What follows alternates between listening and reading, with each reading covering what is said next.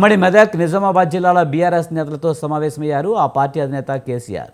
Erravalli form హౌస్లో జరిగిన భేటీలో పార్టీ రథోత్సవ బహిరంగ సభతో పాటు తాజా రాజకీయ పరిణామాలపై చర్చించారు.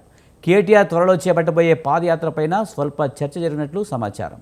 సార్, ఎలా చూడాలి? కేసీఆర్ ఎర్రవల్లి ఫామ్ హౌస్లో జరిగిన భేటీలో రాజకీయ పరిణామాలపై చర్చించారు. అలాగే కేటీఆర్ పాదయాత్ర గురించి కూడా స్వల్ప చర్చ జరిగినట్లుగా సమాచారం.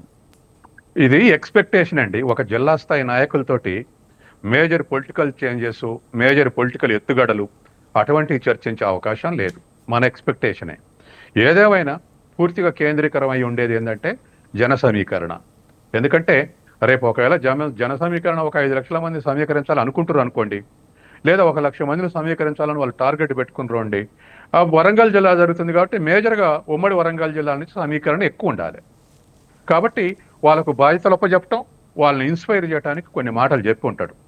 అంతే తప్ప మేజర్ పొలిటికల్ డెసిషన్స్ వాళ్ళతోటి చర్చించే అవకాశం లేదు. అది అతి ముఖ్యుల దగ్గర కూడా అప్పుడప్పుడు చర్చిస్తాడు. ఓన్ డెసిషన్ తీసుకుంటాడు కేసీఆర్. ఇతరులతో చర్చించి తీసుకునేటువంటిది ఏదో నామినల్గా ఉంటుంది. మనం 10 ఏళ్ల నుంచి ఎక్స్పీరియన్స్ తోటి చూస్తున్నాం కదా. కాబట్టి మేజర్ దాంట్లో ఉన్నటువంటి వరంగల్ జిల్లా లీడర్లు అంటే జిల్లా స్థాయి, మండల స్థాయి వాళ్ళు ఉంటారు. కాబట్టి జన సమీకరణ మీద గురించే చర్చించుంటారు. రేపు జన సమీకరణ వరంగల్ జిల్లాలో మంచిగా జరిగితే మిగతా జిల్లాలో వాళ్ళ క్యాడర్కు కాన్ఫిడెన్స్ వస్తుంది, ఒక ఇన్స్పిరేషన్ వస్తుంది. కాబట్టి ఆడ సక్సెస్ అయితే మిగతా జిల్లాల్లో కూడా సక్సెస్ చేయాలన్నటువంటి పట్టుదల వస్తుంది. ముందు జరిగే సభ కాబట్టి దాన్ని సక్సెస్ చేయడానికి కాన్సన్ట్రేషన్ చేసి ఉంటారు. ఆ విషయం చర్చించుంటారు. ఒక్కో నియోజకవర్గం ఒక్కొక్కల బాధ్యత ఒప్పజెప్పటం, ఒక్కో మండలం ఒక్కొక్కల బాధ్యత ఒప్పజెప్పటం, ఇటువంటి ఎక్కువ చర్చించుంటారు అనేది నాకున్నటువంటి అవగాహన. అలాగే కేటీఆర్ పాదయాత్ర మీద కూడా చర్చ జరిగింది. త్వరలో కేటీఆర్ పాదయాత్ర చేయబోతున్నారు. కేటీఆర్ పాదయాత్ర చేసేందుకు ఇది రైట్ టైం అంటారా? ఇప్పుడు ఎండాకాలం ఏప్రిల్, మే, ఈ ఎండాకాలంలో కేడర్ కానీ ఆయన కానీ పాదయాత్ర చేయటం కష్టం. షార్టెస్ట్ ఏదో 100 కిలోమీటర్లు 70 కిలోమీటర్లు పెట్టుకుంటే నడవచ్చు. కానీ జిల్లాలో అక్రాస్ డిస్ట్రిక్ట్స్ అంటే కొద్దిగా సమస్యే తిరిగే ప్రజలకు కూడా, కేడర్కి కూడా. తర్వాత ఇంకోటి, జడ్పీ ఎన్నికలు ఉంటే పెట్టుకునే అవకాశం ఉంది. జడ్పీ ఎన్నికలు ఇప్పుడు ఈ 42% బీసీల రిజర్వేషన్స్, ఎస్సీల వర్గీకరణ, ఇవన్నీ కన్క్లూజన్స్కి వచ్చిన దానిక ఈ పంచాయతీరాజ్ ఎలక్షన్స్ ఉంటాయని నేను అనుకోను. అందుకని అది జూలైలో, జూన్లో ఎప్పుడో పోస్ట్ పోన్ అయితే ఇప్పుడే పాదయాత్ర పెట్టుకుంటాడని నేను అనుకోవట్లేదు. అది నెమ్మదిగా నడిచే అవకాశం ఉంది. కాబట్టి అది ఇమీడియట్గా పెడతారని నేను అనుకోను. సూచాయిగా అని ఉండొచ్చు, కానీ ఇప్పుడు ఉంటుందని నేను అనుకోను. సార్, అలాగే హైడ్రా విషయంలో కానీ, హామీల అమలు విషయంలో కానీ కాంగ్రెస్ ఫెయిల్యూర్ అయిందని పదే బీఆర్ఎస్ వచ్చి చెప్తూ ఉన్న నేపథ్యంలో ఇదేనా అడ్వాంటేజ్ అవుతుంది? పాదయాత్ర చేస్తే కొంత పార్టీకి మైలేజ్ వస్తుందన్న ఆలోచన ఉందంటారా? హైడ్రా పెట్టడం కరెక్ట్, తప్పు కాదండి. హైడ్రా చేసినటువంటి హైడ్రాకు వచ్చినటువంటి దురదృష్టం ఏంటంటే హైడ్రా పని ప్రారంభమైనప్పుడే మూసీ ప్రాజెక్టు పని ప్రారంభించారు. మూసీలో ఎక్కువ గుడిసెలు వేసుకున్న వాళ్ళు, చిన్న వాళ్ళు ఉన్నారు కాబట్టి వాళ్ళ గగ్గోలతోటి ఇది హైడ్రాకు కూడా అంటుకుంది. వాస్తవానికి హైడ్రా మూసీ దాంట్లో ఇన్వాల్వ్ కాలేదు. ఇప్పుడు హైడ్రా ఒకటే, నేనేమిటంటే హైడ్రా అనేది ఒక డయాస్ దొరికింది, ఒక వేదిక దొరికింది. ఇదివరకు బజార్లు ఆక్రమించిన, ప్రభుత్వ స్థలాలు ఆక్రమించిన, లేదా ఇల్లీగల్ ఏమున్నా ఎవరికి చెప్పుకోవాలని తెలిసేది కాదు ప్రజలకు. మున్సిపాలిటీలో ప్లానింగ్ వాళ్ళకి చెప్పామనుకోండి, వాళ్ళ సపోర్ట్ తోటేగా ఇవన్నీ మరి రిజిస్ట్రేషన్ అయ్యేది. లేదా మున్సిపాలిటీ వాళ్ళల్లో ఉన్నటువంటి మున్సిపాలిటీ వాళ్ళకి చెప్పినాం అనుకోండి, వాళ్ళు పట్టించుకోరు. మున్సిపాలిటీలు ఎవరికి చెప్పాలి? పాలక వర్గానికి చెప్పాలనా, కమిషనర్కి చెప్పాలనా, లేదా ప్లానింగ్ ఆఫీసర్కి చెప్పాలనా? ఎవరికి చెప్పాలి? ఎవరు చెప్పినా ఎవరు పట్టించుకునే స్థితి వచ్చేది. ఇప్పుడు హైడ్రా అనేటువంటిది ఒక వేదిక దొరికింది.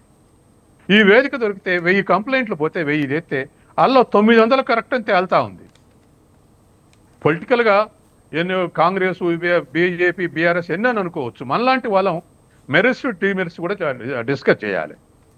హైకోర్టు అప్పుడప్పుడు పట్టుండి మరి పెద్దోళ్ళ జోలికి ఎందుకు పోవట్లేదని అడుగుతుంది. కాబట్టి పెద్దోళ్ళతోటి ఒక తీరుగా, చిన్నోళ్ళతోటి ఒక తీరుగా వ్యవహరించవద్దు. అందరినీ సమానంగానే చూడాలి. తర్వాత వాళ్ళకి డెమోక్రటిక్గా వాళ్ళకి అవకాశం ఇచ్చే యాక్షన్లో దిగాలి. ఒకరి పిటిషన్ వేయగానే యాక్షన్లో కాకుండా. కాబట్టి ఇవన్నీ పాటిస్తే హైడ్రా చెడ్డదని నేను అనుకోను. ఖచ్చితంగా హైడ్రా ఇవాళ ఎన్నో సమస్యలు పరిష్కారం అవుతున్నాయి, ప్రజలు హ్యాపీగా ఉన్నారు. కాకపోతే దాన్ని హైడ్రాని బ్యాక్ చేసి దాన్ని కార్నర్ చేసి అవకాశం మేరకు పనులు చేసుకోవాలన్నటువంటి ఆతృత కొంతమందిలో అవుపడుతుంది నాకు. రియల్ ఎస్టేట్ బ్యాకింగ్ తోటి ఉన్నటువంటి వాళ్ళు ఎప్పుడు కూడా రియల్ ఎస్టేట్ వాళ్ళు ముందుకు రారు, పొలిటికల్ లీడర్స్ను ముందు పెడతారు.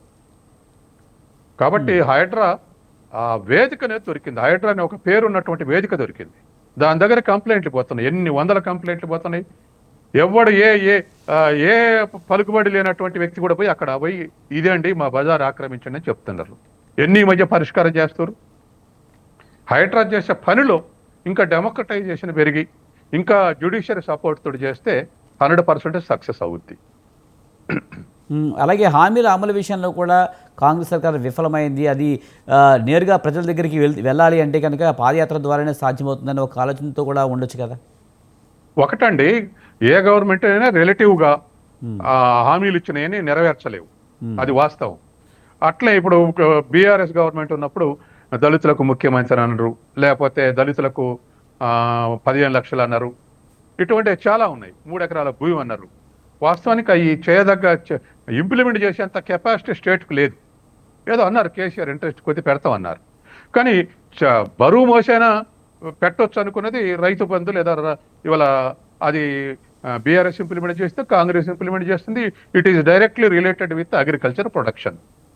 కాబట్టి అది బాగుంది అనుకున్నారు, అన్ని పార్టీలు ఇంప్లిమెంట్ చేస్తున్నాయి ఏదో ఒక బాధలు పడి.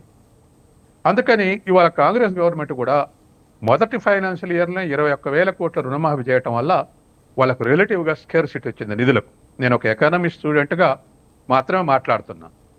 ఈ ఫైనాన్షియల్ ఇయర్లో ఆ 21,000 కోట్ల భారం ఉండదు కాబట్టి వాళ్ళు అనుకున్న పనులు మరికొన్ని చేసే అవకాశం ఉంది. అది కళ్యాణ లక్ష్మ లేకపోతే పెంచిన పెన్షన్ల ఇటువంటి కొన్ని అదనంగా మళ్ళీ ఇంప్లిమెంట్ చేసే అవకాశం ఉంది.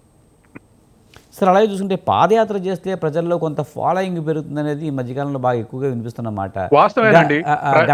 గతంలో కూడా కేటీఆర్ ఒక విషయంలో అయితే తను అరెస్ట్ చేస్తారన్న విషయంలో అవసరమైతే నేను జైలుకి వెళ్ళి యోగా చేసుకుంటాను, బయటకు వచ్చి పాదయాత్ర చేస్తారని కామెంట్స్ కూడా చేశారు. పాదయాత్ర ఎవరు చేసినా పాజిటివ్ ఎఫెక్టే ఉంది. ఆనాడు మాజీ ప్రధాని చంద్రశేఖర్ చేసిన, రాహుల్ గాంధీ చేసిన, వైఎస్ రాజశేఖర రెడ్డి చేసిన, ఇటువంటి వాళ్ళు ఎంతమంది చేసినా అది పాజిటివ్ ఇంపాక్టే ఉంది.